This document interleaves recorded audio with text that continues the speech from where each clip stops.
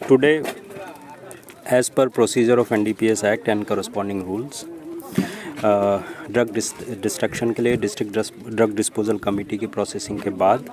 और district drug destruction committee के members के सामने कोकराझार डिस्ट्रिक्ट का लास्ट 2 साल में जितना ड्रग सीजर हुआ उनके डिस्ट्रक्शन का प्रोसेस आज हम कर रहे हैं, जिसमें उसके करस्पॉन्डिंग जो लीगल प्रोसीजर्स हैं वो फॉलो करते हुए today we are destroying approximately 10,000 kgs of ganja, 300 kgs के करीब पॉपी हस्क है, 60,000 के करीब